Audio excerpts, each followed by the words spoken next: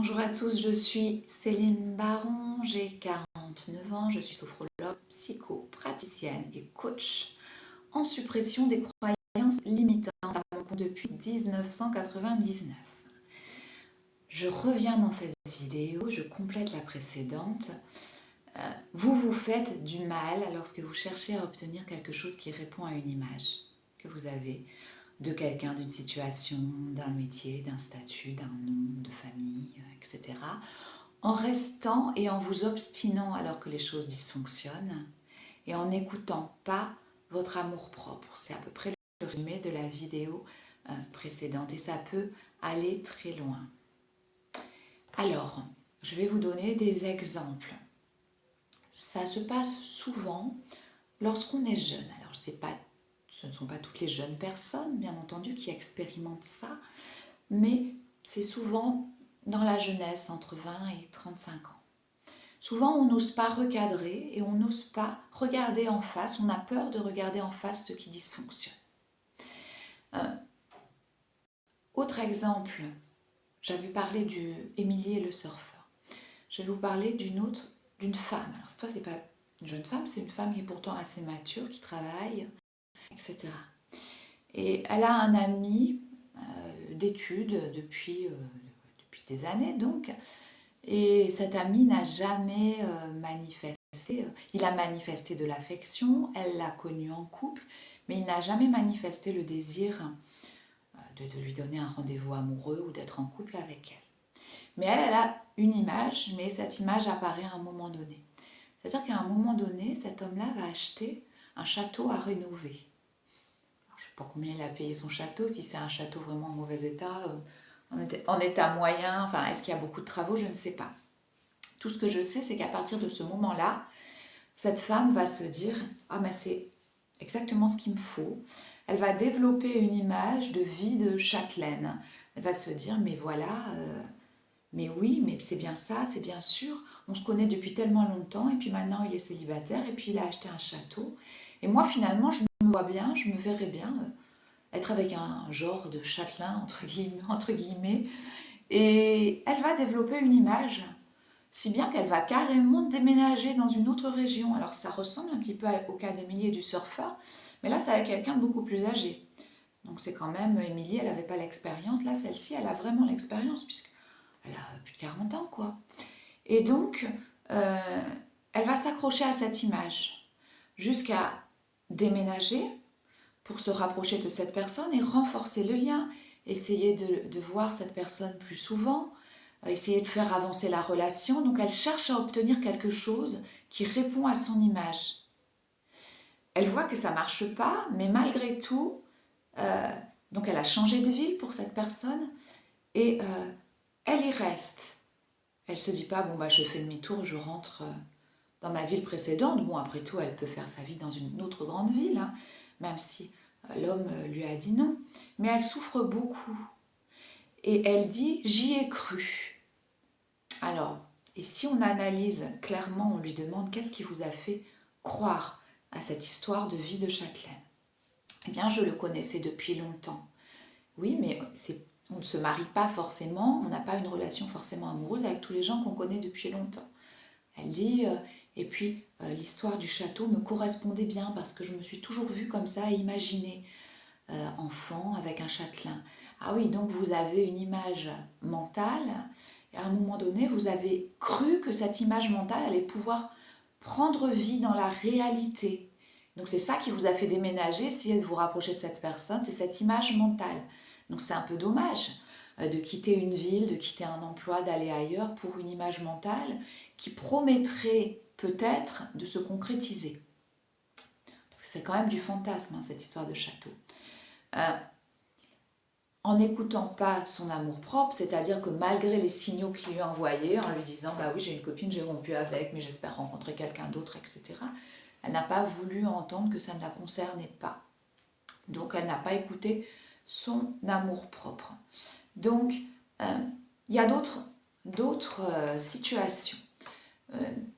Une jeune fille qui est partie vivre chez ses beaux-parents. Bon, elle n'est pas mariée, mais elle vit chez les parents de son copain. Et les parents la traitent mal. Et le copain ne dit rien, laisse faire.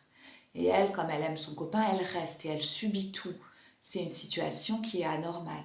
Elle est en train de répondre à l'image du couple, bah, je veux être en couple à tout prix. Tant pis si ça me fait souffrir, tant pis si on me traite comme une esclave, tant pis si on me traite mal, si on me traite comme la femme de ménage, et ben c'est pas grave. Moi, tout ce que je veux, c'est être en couple, c'est-à-dire elle s'accroche à son image. Des gens qui restent avec des gens qui sont violents avec eux.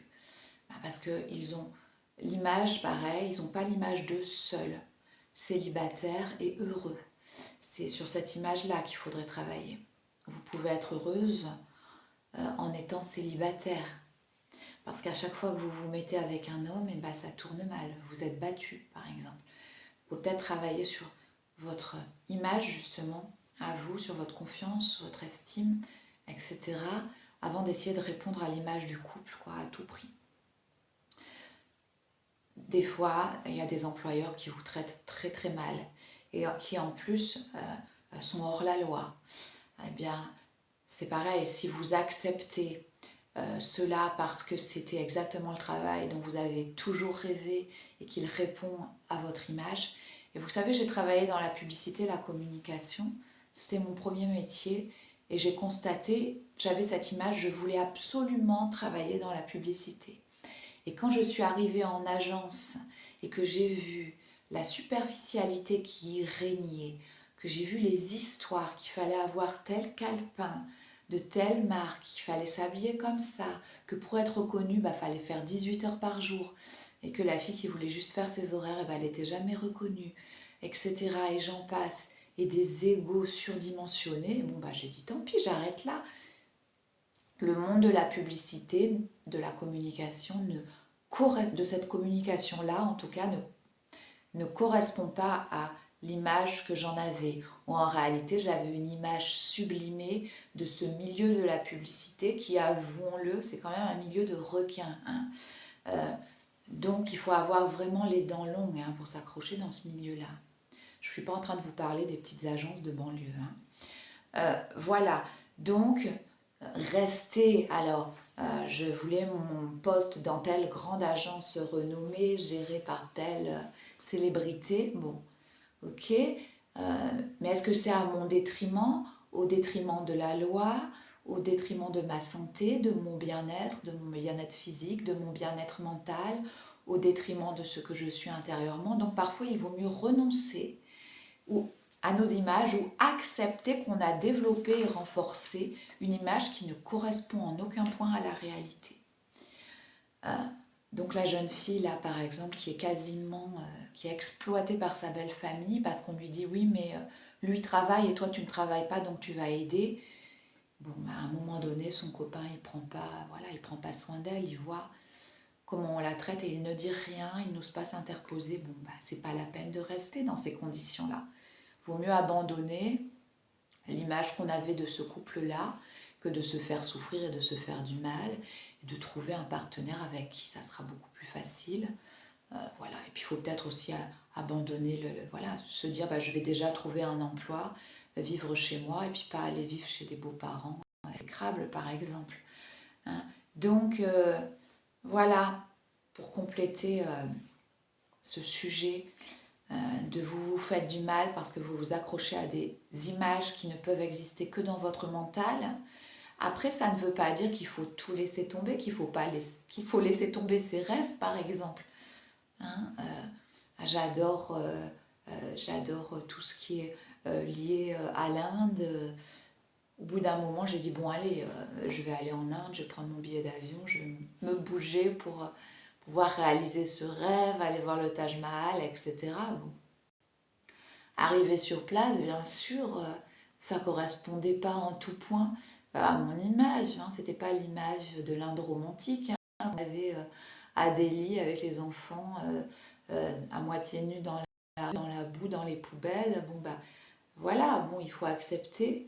À ce moment-là, mais je le savais déjà puisqu'on me l'avait dit, j'ai compris que l'image que j'avais de ce pays ne correspondait pas à la réalité. Par endroit, oui, ça y correspond. Quand vous êtes au Taj Mahal, face au Taj Mahal, ça y correspond. Mais quand vous êtes dans la rue, non, c'est pas. Donc, vous voyez, c'est important de veiller aux images mentales que vous avez en réalité, de ne pas trop sublimer et de ne pas vous y accrocher à tout prix. Et c'est ça la flexibilité d'esprit, c'est de pouvoir changer en dernière minute, pouvoir changer, se dire non, finalement ça ne me convient pas et je vais me séparer, je vais faire demi-tour, je vais changer d'emploi, dans la confiance.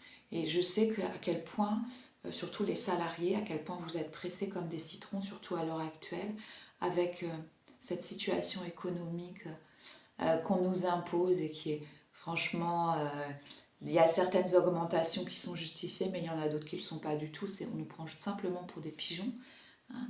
Et en même temps, comme la vie est plus chère, et bien sûr, par exemple, moi je suis à 60 € de l'heure. Normalement, je devrais augmenter, vu que tout augmente. Je devrais augmenter également mon tarif, mais bon, je ne l'augmente pas. Parce qu'il y a des gens, sinon, qui ne pourront plus se payer une séance ou un forfait. Mais là, ça va très loin et je sais combien, pour vous recevoir des salariés, des freelances, mais aussi des salariés à mon cabinet, je sais à quel point vous êtes pieds et poings liés avec vos métiers, avec votre travail. Et c'est plus les années 90 où on pouvait se permettre d'abandonner un job pour en trouver un autre immédiatement dans la journée après. C'est clair, on est d'accord. En même temps, si vous commencez à souffrir dans votre mental, dans votre santé, attention, vous êtes sur Terre pour pouvoir faire un voyage. Vous êtes une âme incarnée dans un corps et c'est un véhicule. Et si ce véhicule est complètement cassé, bon à aller à la casse, justement quand vous avez 40 ans, qu'est-ce que vous allez faire après? Il faut se poser la question. Des fois, il faut revoir son mode de vie à la baisse pour pouvoir justement augmenter son bien-être mental et son bien-être physique également. Et ce matin, j'avais un email de quelqu'un qui m'écrivait qu'il pouvait multiplier par 10 ma clientèle. Mais au secours, je veux pas, surtout pas qu'on multiplie par 10 ma clientèle. Parce que moi, je suis très bien. J'aime recevoir 4-5 personnes par jour, ce qui est déjà bien, parce qu'il faut s'engager dans chaque histoire personnelle et avoir du temps pour pouvoir, alors habituellement faire mon sport, alors en ce moment non, mais bon, pouvoir marcher, pouvoir méditer, pouvoir m'occuper de ma famille, m'occuper de ma maison, pouvoir écrire mes livres, peindre mes tableaux, modeler, chanter, etc. Hein? Donc, non, j'ai pas envie de multiplier comme on le propose partout, des pop-up, multiplie ta clientèle, suis notre formation. Ça m'intéresse pas du tout. Ce qui m'intéresse, c'est de vivre. Ma foi, j'ai pas un mode de vie non plus qui est complètement exubérant. Je préfère posséder moins de choses, avoir peut-être moins de projets, mais pouvoir avoir le luxe de prendre soin de mon mental et de prendre soin de ce véhicule qui va me guider à travers la vie jusqu'à la fin, voilà, jusqu'à la fin et puis au renouveau. Voilà, donc pensez-y à ces images et soignez-les. Voilà, à bientôt, au revoir.